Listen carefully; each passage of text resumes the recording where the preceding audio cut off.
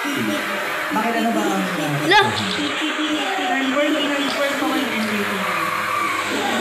Entertainer ka sa dance entertainer. Si Herman mo rin yung post nila. So, paano yun? After mo simba, sige mas pa niya umina ako, tapos diretso training ka na. Pagkatapos ko training, ayayin ko siya doon. Hindi niya alam na ano na... Galing siya training. Training. So, paano yun?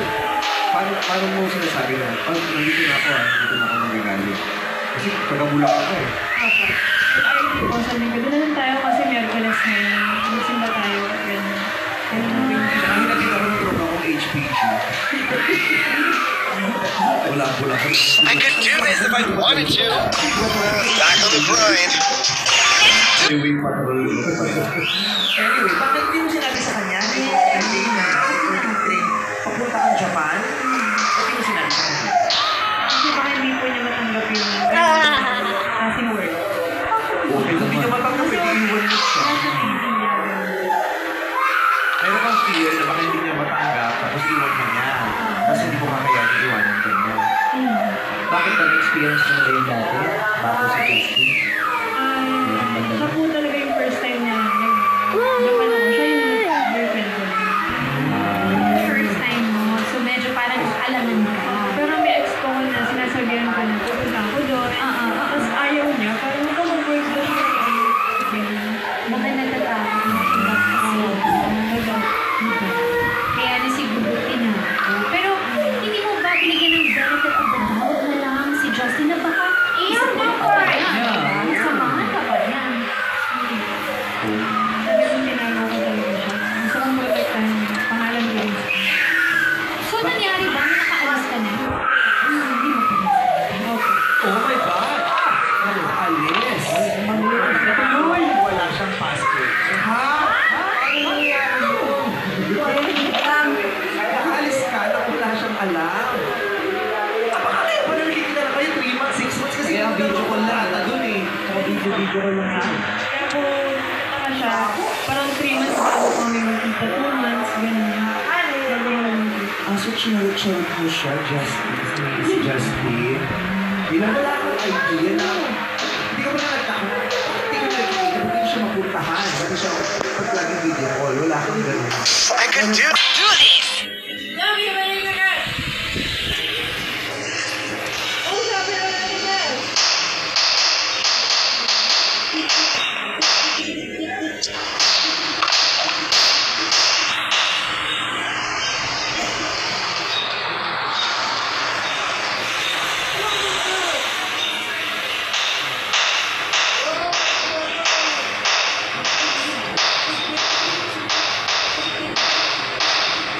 Run away!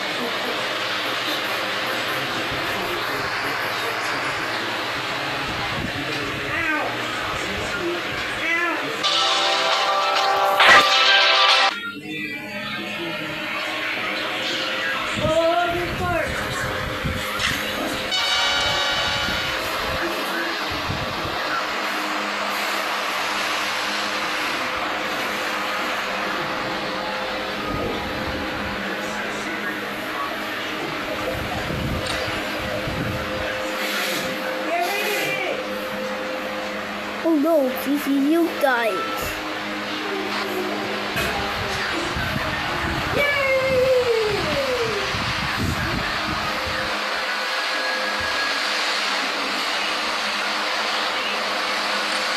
Oh no, that is you guys.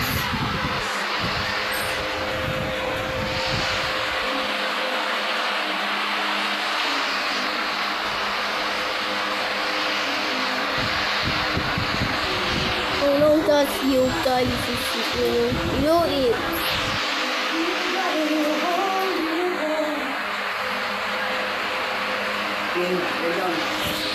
Oh,